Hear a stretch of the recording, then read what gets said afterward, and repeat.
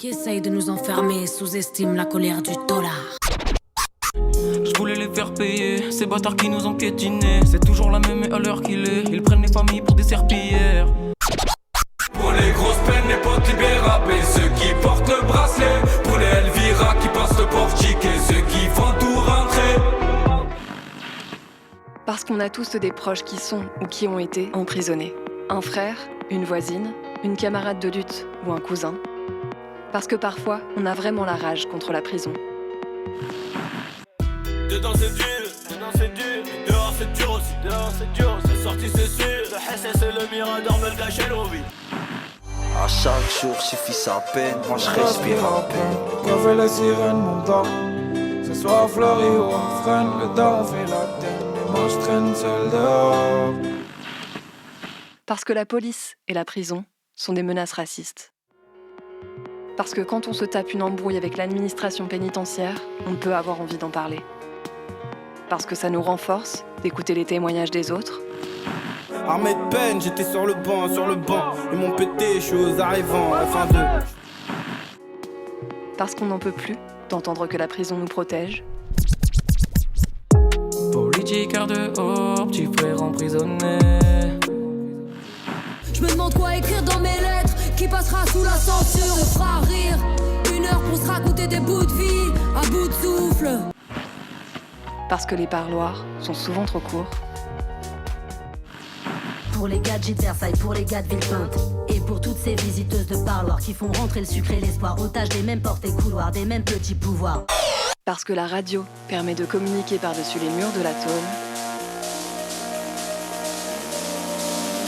Casse-Muraille, une émission pour libérer la parole des prisonniers, des prisonnières et de leurs proches. En direct jusqu'à 18h30 sur Prune 92 FM et sur prune.net. Bonjour à toutes et tous, vous êtes bien à l'antenne de Prune et c'est comme tous les vendredis, Casse-Muraille, l'émission anticarcérale. Et donc qui dit émission anticarcérale dit du contenu pour faire vivre les luttes contre la prison. Et donc pendant que Darmanin et Retailleau font leur sale politique en mettant plein la gueule aux prisonniers, aux étrangers et étrangères, en voulant les mettre en cras, nous, on partage les luttes qui tentent de les annuler dans ces politiques. Youpi! Et donc aujourd'hui, on va commencer par revenir sur le mouvement des prisonniers des DPF. Mais avant ça, on a une dédicace. C'est ça, ouais. Du coup, on a une dédicace. C'est pour M qui est enfermé à Carquefou de la part de Bilal. Et du coup, le son, c'est Balti, Passe-Partout.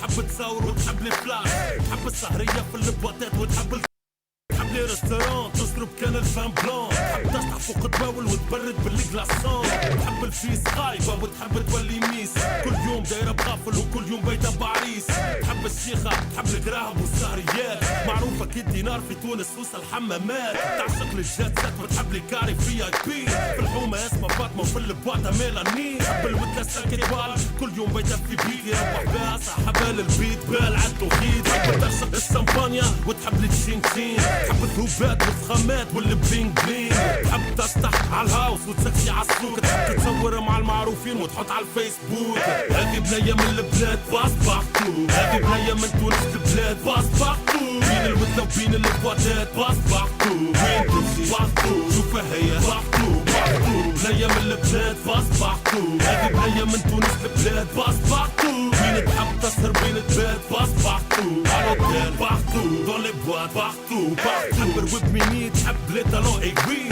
في دارهم تلبس جبة تبدل كان بريمينغوي تحب تلبس سينيه ديور سانال وغوتشي تحب لي بارفان سينيه كيما نينا ريتشي تجي في تاكسية ما تروح في مرسيدس تحب تبابس الفودكا وتحب تسطح بالكاس تحب تسهر الليل وتغني تورا تورا تحب تعرف لي سارتيست وجوارات الكورة تحب تقعد مع فلان وتروح مع فلان تعرف كان اللي عنده الهامر واللي عنده البيام تحب ريوس البلاد تحب الكبارات تحب الديامون وذهب 24 كارات تحب تولي سندريلا وتحب تولي برنسيس تحب تاكل بالفرشيطة اما زيرو في ناس ما تحب تعبي الكاس تحب زادة تعبي الجيب تحب تجيبها هيفا وهبي وتحب تعمل الكليب هذه بنية من البلاد باس بارتو هذه بنية من تونس البلاد باس بارتو بين الوثلة وبين الكوادات باس بارتو وين تمشي بارتو شوفها هي بارتو بارتو بنية من البلاد باس بارتو هذه بنية من تونس البلاد باس بارتو بين تحب تسهر بين تبات باس بارتو على الدار بارتو دون لي بواد بارتو بارتو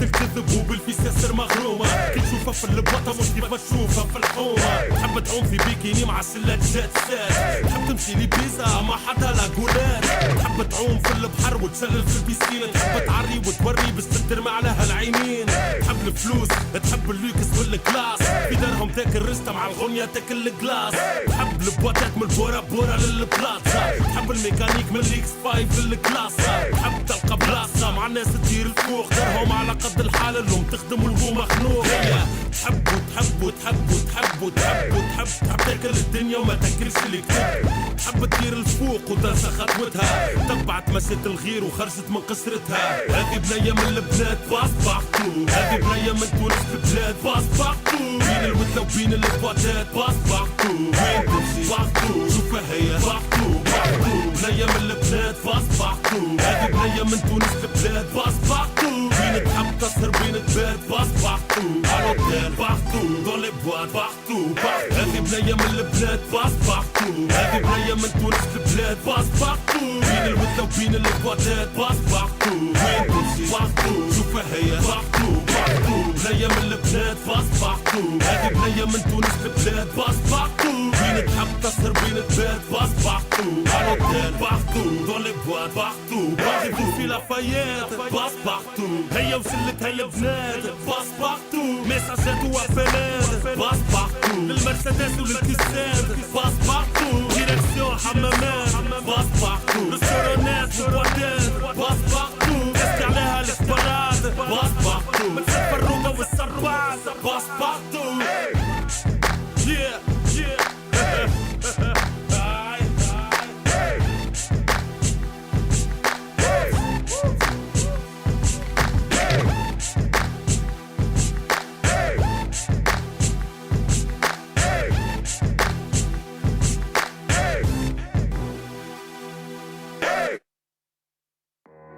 Pour partager ton histoire, dénoncer ce que tu affrontes ou tout simplement envoyer de la force à l'intérieur, appel et SMS au 07 82 98 43 59. Et voilà, et comme le dit le jingle, donc vous êtes toujours à l'écoute de Casse-Muraille. On va ouvrir le sujet du jour. En fait, on voulait revenir sur des DPF et les suites qu'il y a eu autour de ce mouvement, notamment la répression qu'il y a eu un peu ces derniers temps, et notamment la semaine dernière où il y a une trentaine de personnes qui ont fait des gardes à vue sur plusieurs jours. C'est ça. Parce que du coup, comme tous les mouvements sociaux, on s'y attendait, ils se prennent de la répression dans la gueule. Et donc là, des DPF ayant sorti les gros moyens quand même pour son mouvement, l'État répond également par des gros moyens.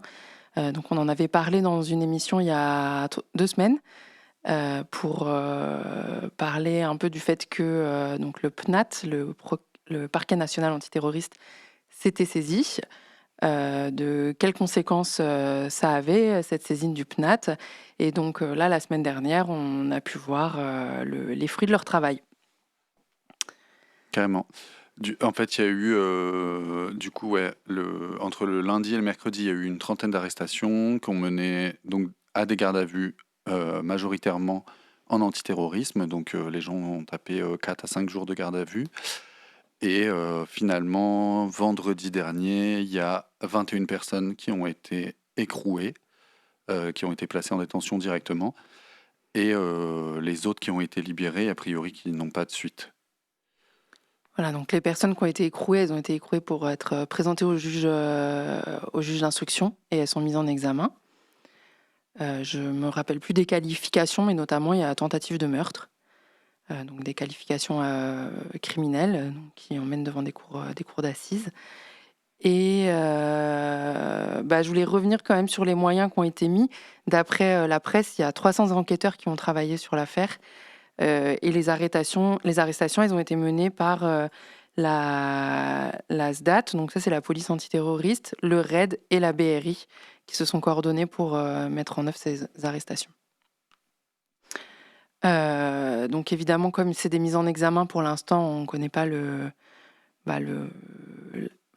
résultat de la répression, donc comment il va s'abattre, etc. Mais il y a quand même déjà des personnes qui sont passées en comparution immédiate. Notamment, il y a 2 prisonniers de la prison du Mans qui n'étaient pas en lien avec les conversations, les canaux Telegram des DPF, d'après ce qu'ils disaient dans leur audience, mais qui ont vu sur BFM le mouvement et qui sont sentis solidaires puisqu'ils ont dressé un drap aux fenêtres de leur cellule ou sur lequel il y avait écrit des DPF. Et donc ces 2 prisonniers, ils ont pris 6 mois de prison ferme. Ouais, carrément. Peut-être c'est l'occasion de parler du procès qu'on allait voir à Nantes aussi. Oui, à Nantes, il y a également une personne qui est passée en comparution immédiate parce que on en avait parlé, il me semble, mais de toute façon, c'est passé dans la presse. Dans le cadre du mouvement des DPF, il y a un feu de journaux et des tags des DPF qui ont été faits sur le mur d'enceinte de la prison. Et donc, une personne qui a été prise dans le feu et a dû abandonner son jogging a été arrêtée, du coup, avec des prélèvements ADN et s'est fait juger en comparution immédiate le 2 mai. Il n'y a pas grand-chose à dire de cette audience. Du coup, nous, on y était. Moi, ce qui m'a marqué, c'est que du coup, la personne qui passait en jugement, c'était une jeune personne très impressionnée par la répression en fait, qui s'abattait sur elle, par son arrestation, sa garde à vue et par le fait de se retrouver au tribunal. Avant sa comparution, il y a eu 3 ou 4 audiences de comparution immédiate avant, où la juge était d'un mépris terrible envers chacun des accusés.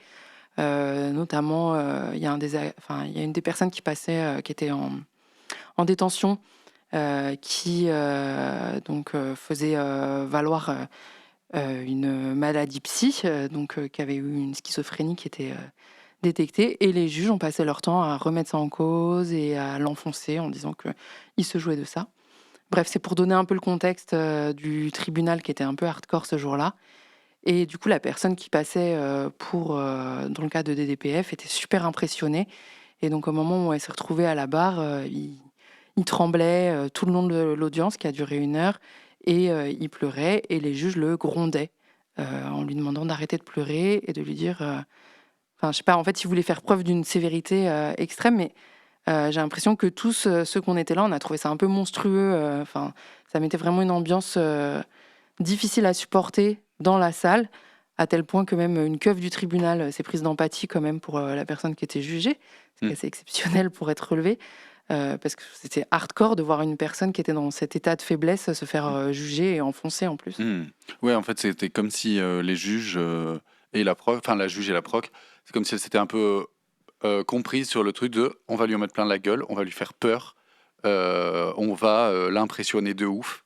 Et du coup, d'être dans ce truc de la menace de la sanction et faire valoir que la prochaine fois, c'est la prison. Ou même en lui faisant croire que sûrement il allait finir en prison cette fois-ci. Voilà, oui, parce que c'était quelqu'un qui n'avait pas de casier. Donc, il y avait eu le procureur, au moment de la garde à vue, avait demandé à ce qu'il soit placé en détention provisoire.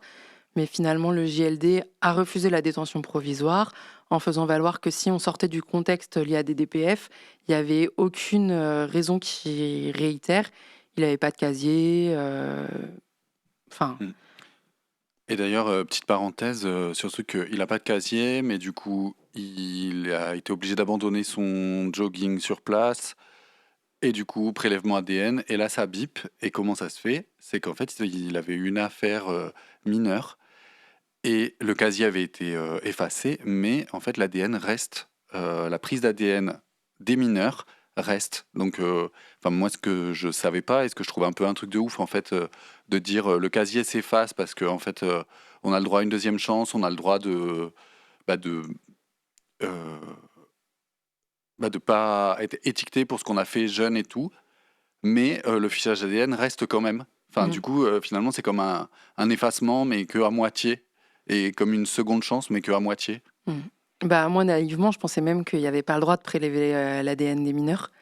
Et en fait, il n'y a pas de limite d'âge. Et c'est que ces fichiers ADN, le but de l'État, c'est de faire une grande banque de données où chacun est fiché là-dedans. Mais donc, du coup, bah oui, voilà. Donc, les impressions qu'on a eues là de ce procès, c'est que les juges n'avaient pas affaire au profil auquel ils s'attendaient avoir affaire dans le cadre de DDPF, mais qu'elles avaient quand même envie d'en foutre plein la gueule à quelqu'un. Parce que c'est grave, on attaque l'institution pénitentiaire qui marche poings et poings liés avec l'institution judiciaire. Mais c'est un peu leur gagne-pain quand même de foutre des gens en tôle. Et voilà. Donc, elles n'arrêtaient pas. Donc, je dis les juges parce que il y avait, c'était une audience collégiale. Il y avait la présidente et ses assesseurs, mais les assesseurs on les a pas entendus. Mais il y avait aussi la procureure qui l'enfonçait tout autant. Et elles n'arrêtaient pas de rappeler que son arrestation avait été faite dans le cadre d'une affaire antiterroriste, que si l'enquête avait été menée à bout, ça aurait été qualifié de criminalité organisée et que dans ce cadre, il serait passé en cour d'assises. Et donc, elle ramenait une gravité comme ça, alors que quand même, le PNAT s'était dessaisi 2 jours plus tôt, que lui, il passait pas en antiterroriste. Enfin, que du coup, il n'y avait aucune raison de parler d'antiterrorisme là-dedans, puisque ce n'était pas les qualifications qui étaient retenues et ce n'était pas le cadre du procès. Carrément. Enfin, c'était le matin même que le PNAT s'était dessaisi au moment de placer les gens en détention, les gens qui étaient sous enquête antiterroriste. Mais le truc, c'est que en fait, l'avocate de la personne là qui était jugée était pas là. Et du coup, au lieu de décaler un peu l'audience, il y a une autre avocate qui a pris le dossier sans le connaître et du coup qui a fait aucune réflexion au juge, qui a pas du tout défendu la personne pendant que les juges l'interrogeaient, posaient des questions, le mettaient super mal à l'aise et tout, parce que sûrement elle connaissait pas. Mais quand même, c'était un truc de ouf que la juge faisait valoir en permanence que c'était des enquêtes anti-terreau, nanana, alors que le parquet anti-terreau s'était dessaisi le matin même. Et du coup, ses arguments tenaient plus du tout, mais il y avait personne pour lui dire, en fait, là, tu sors des clous, en fait. Tu es en train d'abuser. Ouais, c'est ça. Et d'ailleurs, la juge, à un moment... Enfin, du coup, la jeune personne là, qui se fait juger, il est hyper impressionné. On voit qu'il ne maîtrise pas du tout ce qui lui arrive, ça le dépasse, etc. Et la juge, pour redresser un profil d'une personne dangereuse, lui dit « Mais attendez, là, vous pleurez devant nous, mais il va falloir vous ressaisir parce que ce n'est pas un vol de pommes qu'on vous reproche. » Et que ce sont des faits extrêmement graves et qu'en plus, vous avez été interrogé par des policiers d'élite face auxquels vous avez menti. Donc, vous n'êtes pas la personne que vous essayez de nous faire croire. Vous êtes quelqu'un d'aguerri. Et sauf qu'en fait, c'est complètement de la mauvaise foi de la part de la juge, puisque oui, il a eu des versions différentes lors de ses différentes auditions devant les policiers, mais c'est une technique d'interrogation des policiers, en fait, de te pousser à mentir pour qu'ensuite tu te retrouves acculé dans ton mensonge et que quand tu te rends compte que les policiers savent que tu mens, tu as l'impression d'avoir plus aucun choix que de tout lâcher. Donc, c'est complètement de la mauvaise foi de lui dire « mais vous avez menti » alors que c'est très bien que c'est les policiers qui l'ont poussé à mentir pendant son audition. Dans les trucs choquants aussi, parce que du coup, là, la personne, en fait, c'était via Snap, en gros, c'est quelqu'un qui habite à Malakoff, qui a cherché du taf sur le terrain en bas. Et les gens lui ont dit on ne connaît pas, du coup c'est pas possible. Mais après il y a eu un petit contact, ils lui ont donné un contact Snap pour peut-être une mission à un moment. Et c'est comme ça qu'il s'est retrouvé pris dans le truc. Et du coup, il dit qu'il a touché 400 balles pour ça. Ou qu'il les a pas touchées d'ailleurs. Non, ouais. Mais, et du coup, la juge et la proc s'insurgeaient de 400 €. Qu'est-ce que c'est? Alors, c'est même pas un dixième de leur salaire. Hein. C'est des gens qui, en début de carrière, commencent entre 4 et 5 000 €. Et là, vu leur âge, désolé, mais elles n'étaient pas en début de carrière. Donc, c'est des gens qui tournent à 7 ou entre 7 et 10 000 balles le mois. Et qui sont là, quoi, c'est chaud, vous touchez 400 €. Oui, vous faites ça pour seulement 400 €. C'est... Enfin, bref. On n'était pas loin de qu'est-ce que vous allez faire avec tout cet argent, quoi. Voilà. Et pour conclure là-dessus, du coup, il a pris 2 ans de sursis. Ouais. Et 1 500 € d'amende. Voilà. Donc quand même, c'est pas rien. Ouais, on va continuer de reparler de tout ça, mais avant ça, on va faire une pause musicale et on écoute Deux coups d'avance de Jul.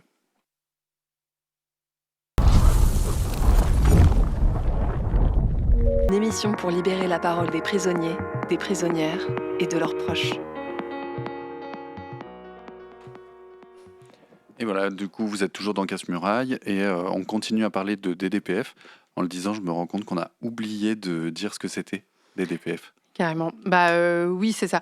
En gros, moi je me disais qu'on allait faire un lien en disant, il y a la preuve là que les pouvoirs publics ils veulent assommer ce mouvement et les réprimer. Mais donc DDPF, c'est un sigle pour défense des droits des prisonniers français.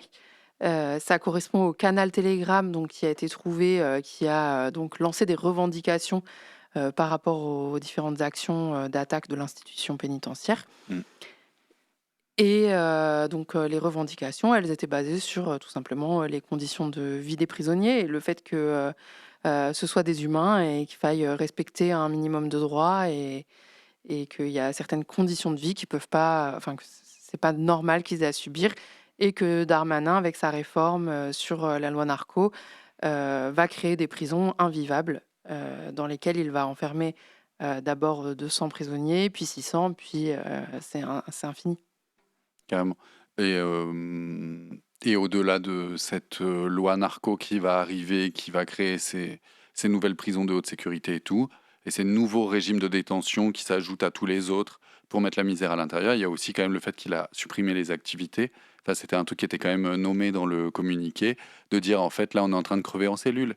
Et si on a des activités, si on avait des activités, si on peut fumer des clopes, si on a la télé et tout ça c'est le résultat de luttes que nos aînés prisonniers avant nous ont menées et du coup d'appeler aussi à se mobiliser pour faire valoir des droits, pour faire valoir des conditions, au moins des conditions de détention qui soient plus vivables en fait.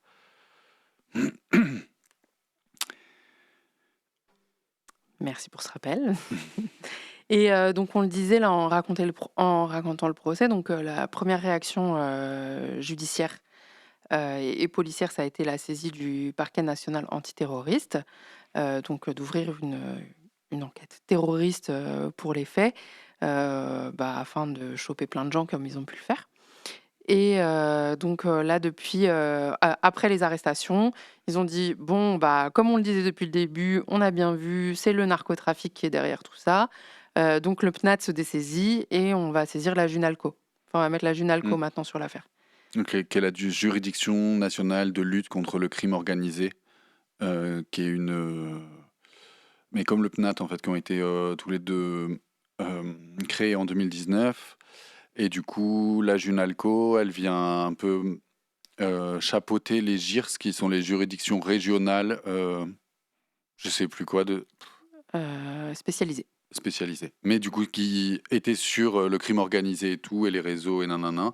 Et du coup, la Junalco, qui est basée à Paris, c'est un peu... ça vient pour chapeauter. Du coup, des fois, soit les JIRS signalent à la Junalco des trucs, enfin des affaires, des trucs comme ça. Et du coup, soit la Junalco dit « Ok, il y a une dimension nationale, du coup, je le prends en charge », soit je le prends en charge, mais vous, régionalement, vous continuez de le faire. Enfin, voilà, c'est des échelons un peu de juridiction et de saisie.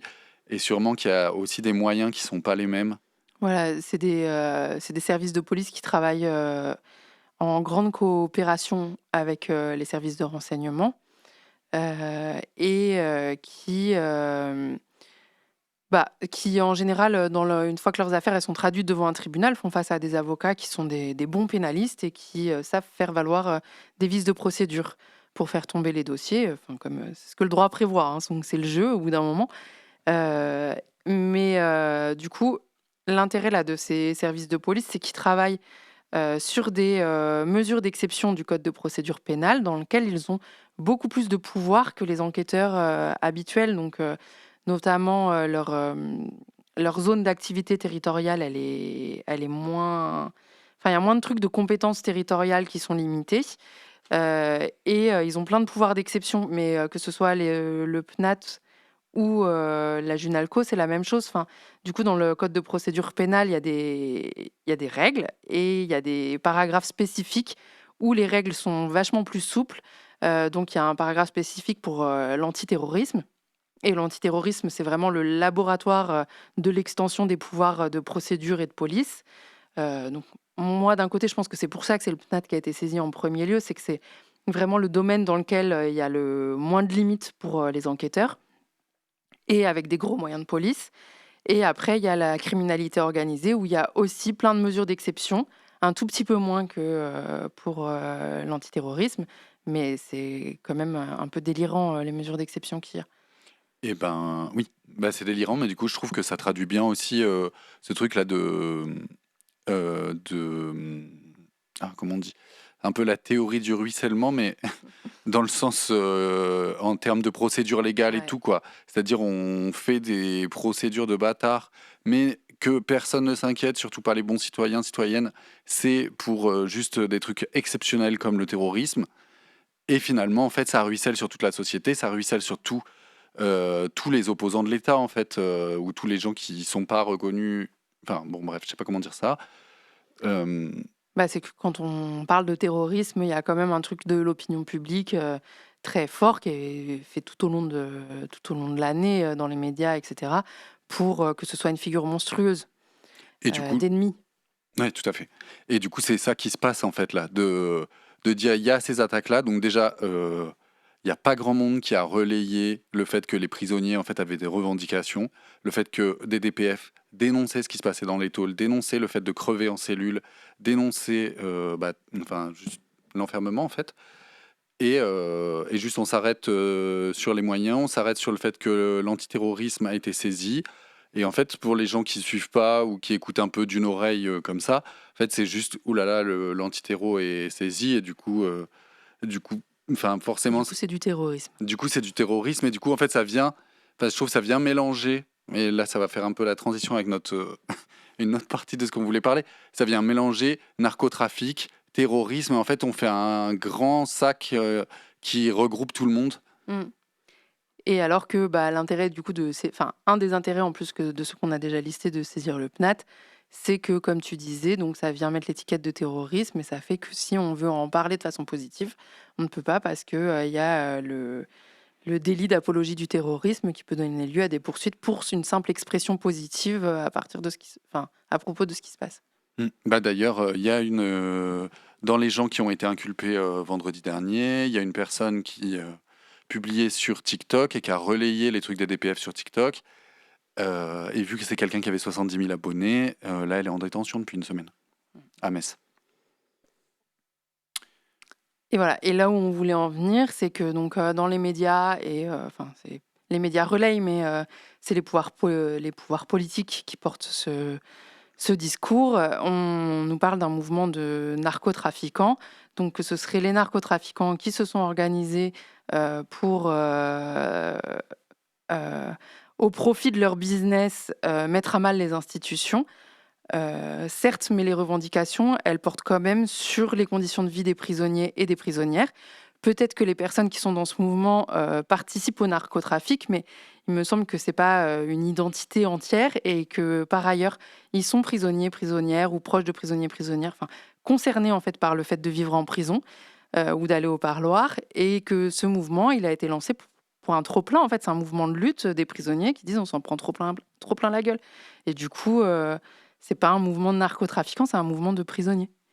Et en plus, du coup, depuis le début, Darmanin notamment, il est en mode oui, c'est sûrement le narcotrafic. Non, mais voilà, en fait, on leur fait mal et du coup, c'est bien le signe. C'est bien, en fait, on leur fait mal, du coup, ils se défendent. Mais du coup, vu qu'ils se défendent, c'est bien le signe qu'on leur fait mal et que du coup, nos politiques sont justes et qu'ils sont en train de flipper. Et en fait, il y a, je sais plus comment ça s'appelle, c'est des figures rhétoriques là, mais ce truc de dire un truc et avancer une preuve. Et en fait, ça fait comme un chemin d'auto-justification. C'est comme les trucs d'astrologie, tous les coups ça marche. Ouais, voilà. Pardon pour les astrologues. Ouais, pas sympa. Voilà, et du coup, en fait, on se rend compte là que dans ce que fait Darmanin, dans ce que fait Retailleau, dans ce qu'a fait Dupond-Moretti avant, toute cette clique, finalement, c'est de construire une nouvelle figure qui fait peur, la figure du narcotrafiquant, de gens ultra-violents, de gens qui font du bénéf, de gens. Et en fait, je me demande si c'est pas si c'est pas encore... Enfin, c'est une nouvelle figure de peur, en fait, qu'on nous rabâche et qui, je pense... pour moi, c'est dans la directe lignée des jeunes de banlieue dont on parlait quand j'étais petit, quoi. Enfin, on reste dans ces images de peur et en fait, comment ne pas voir le racisme derrière en ne nommant plus rien de raciste en tant que tel, quoi. Enfin, c'est là que c'est hyper pervers comme façon de faire, comme pensée, quoi. Ça désigne un ennemi intérieur et ça justifie des politiques répressives qui sont particulièrement sévères, dans lesquelles personne ne voudrait se retrouver en vrai.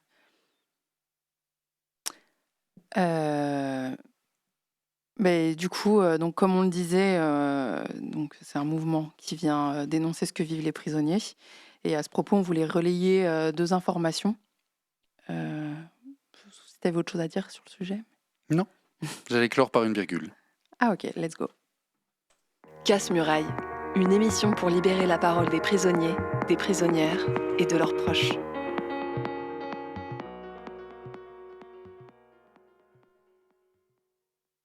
Donc on voulait relayer un appel de la famille de Kevin Boudou, qui est mort au centre pénitentiaire de Rennes-Vezin. Enfin, il est mort à l'hôpital, mais il a été tué au centre pénitentiaire de Rennes-Vezin.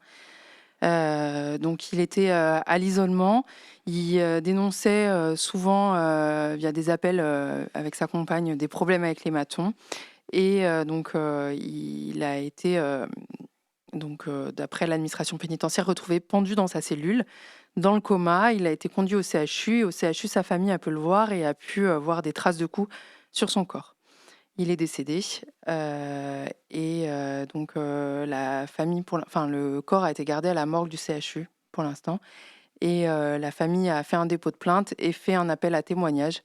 S'il y a des personnes ils ont reçu déjà plein de témoignages de prisonniers qui ont dit qu'ils l'avaient vu en promenade avant son décès, qu'il allait très bien, que c'est quelqu'un qui n'était pas du tout atteint par le fait d'être en détention.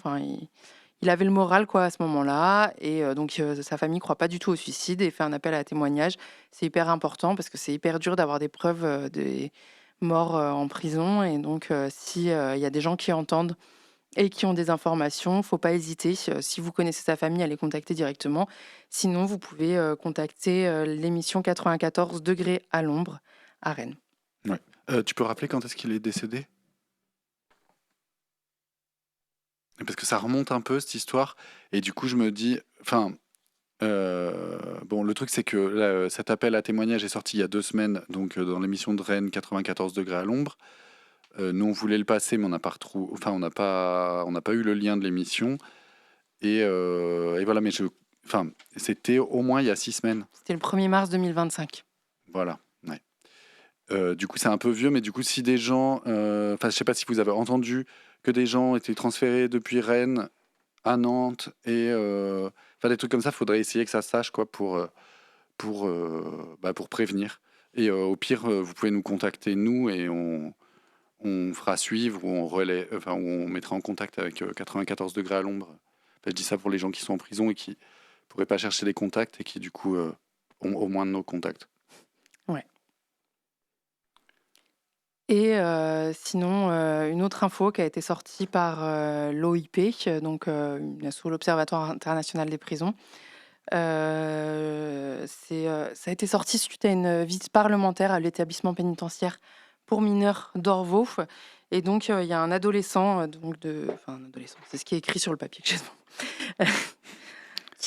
une personne qui a 17 ans, un prisonnier qui a 17 ans, qui est maintenu à l'isolement depuis le 19 avril à l'EPM. L'isolement, c'est un régime spécifique d'enfermement qui est interdit pour les mineurs. Et en fait, à l'EPM d'Orvaux, il y a une section pour enfermer les garçons, une section pour enfermer les filles. Et sauf que ce qu'ils appellent l'UVF, donc l'unité de vie des filles, est jamais utilisée. Donc en fait, après de nombreux passages au quartier disciplinaire, ils ont dû le sortir parce qu'il a fait... 7 jours 21 jours consécutifs au mitard. En fait, c'est 7 jours maximum le mitard pour les mineurs. Ils lui ont mis 7 fois 3 jours, 3 fois 7 jours. Et donc ensuite, ils l'ont mis dans cette unité de vie de filles où il n'y a personne. Donc c'était le seul prisonnier dans ce bâtiment-là. Il a été soumis à une gestion individuelle où il y avait deux matons et un gradé pour tous ses déplacements et pour toute ouverture de cellules. Il n'avait pas accès à la salle d'audience où il y a les entretiens éducatifs. Donc les éducateurs qui voulaient le voir, ils devaient venir lui parler devant sa porte en coup de vent. Et par ailleurs, il ne bénéficie pas de visite de proches. Et donc il a été confiné dans sa cellule 24 heures sur 24 depuis 18 jours, après avoir subi 21 jours d'isolement disciplinaire. Voilà, je sais pas, il n'y a pas grand-chose à en dire, à part que c'est absolument dégueulasse et que ça se passe à l'établissement pour mineurs d'Orvaux. Et que s'il nous entend ou qu'il y a des proches à lui qui nous entendent, force à vous. Ouais. Non mais c'est dur cette histoire-là. Peut-être avant de... on va clore l'émission, hein. Comme d'hab, toutes les bonnes choses ont une fin. On voulait faire un petit point agenda rapide, pour dire que samedi 17 mai, donc pas demain, mais la semaine prochaine, il y a une manif anti-CRA appelée par la coordination Colère. Donc voilà, c'est un peu la première grosse manif inter-orga qui est appelée pour montrer là dans la ville qu'on est contre la construction d'un centre de rétention et qu'on fera tout pour l'en empêcher. Voilà, c'est à 15h au Miroir d'eau. Et puis à la suite de ça, il y a une manif organisée par des gens qui vivent dans les bidonvilles de Doulon, dans le cadre de rencontres autour de l'antiziganisme. Et du coup, à 17h aussi au Miroir d'eau, il y aura une manif travailler et vivre dignement ici. Voilà, organisée par des collectifs de familles roms. Voilà, et puis la semaine suivante, il y a un petit festival anticarcéral qui est organisé près d'Angers. J'ai pas les infos là, mais on pourra en reparler la semaine prochaine. Mais en tout cas, pour les gens qui ça intéresserait, il y a moyen de trouver sur Internet. Ça s'appelle Matraque. Et voilà, ce sera possible d'y aller et de parler un peu des prisons. Voilà, et une fois n'est pas coutume non plus. T'as envie qu'on se quitte en musique, non ? Ouais, je me dis que la fin de l'émission est un peu dure et qu'on peut se quitter sur un petit son pour se redonner un peu la pêche. Grave, cool. Voilà. Et t'as prévu quoi du coup ? Rature quand tu sortiras. Et peut-être avant de l'envoyer, on peut rappeler nos contacts vite fait pour les gens qui voudraient nous contacter. Donc notre numéro de téléphone 07 82 98 43 59. On est joignable sur les réseaux sociaux. Vous nous trouverez à Casse-Muraille sur Facebook, Insta, TikTok et Blue Sky. Et surtout, on peut nous écrire à Casse-Muraille chez B17, 17 rue Paul Bellamy, 44 000 Nantes. Voilà, force à tout le monde. Ouais. Et à la semaine prochaine.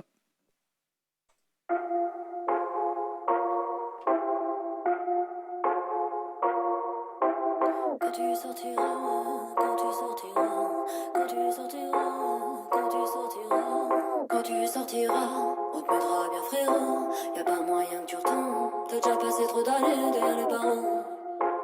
Quand tu sortiras, quand tu sortiras. Quand tu sortiras, on te mettra bien frérot. Y'a pas moyen que tu retombes. T'as déjà passé trop d'années derrière les barreaux. Ils ont fait de toi une bombe. Tu trouves la fuite dans la défense ou dans le sport. Les petits gestes de dehors qui comptent. La tôle, une putain d'impasse. Ça remet du putain de patience. Et des tours de passe-passe pour tromper. La vigilance des matons. C'est la carotte et le bâton. Et ta parole ne vaut rien. Tu vivotes et les saisons passent, tu sanglotes. Mais tu gardes la face. Comment courber les chines et rester digne. L'espoir fait vivre et nous maintient en léthargie. C'est quand t'as plus rien à perdre, tu te permets d'agir. Mais y a toujours une femme qui t'aime, des proches qui tiennent à toi. Nos forces sont aussi nos faiblesses. En attendant, je lave tes chaussettes sales. Et chaque dimanche, on se remonte le moral, hein.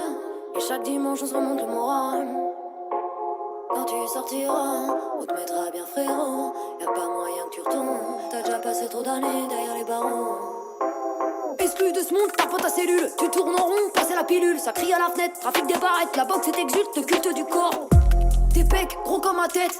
Au parlu, le câlin du début, le câlin de la fin. Et nos grands débats qui nous laissent sur notre faim. Une putain d'heure c'est si court. Une putain d'heure c'est si court. Une putain d'heure c'est si court. Une putain d'heure c'est si court. Tu fais des tours de cours de promenade. Ton esprit vagabonde, tu prends large.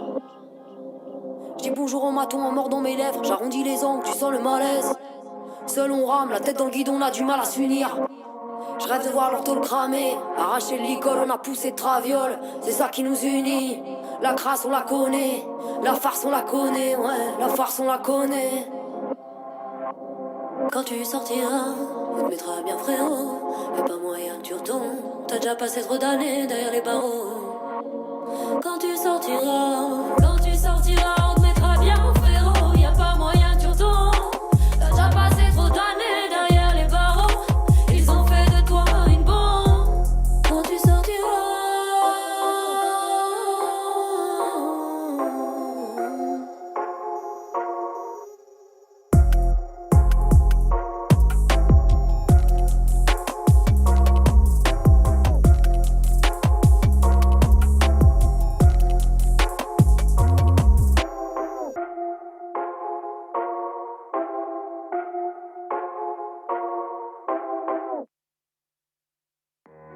Pour partager ton histoire, dénoncer ce que tu affrontes ou tout simplement envoyer de la force à l'intérieur, appel et SMS au 07 82 98 43 59.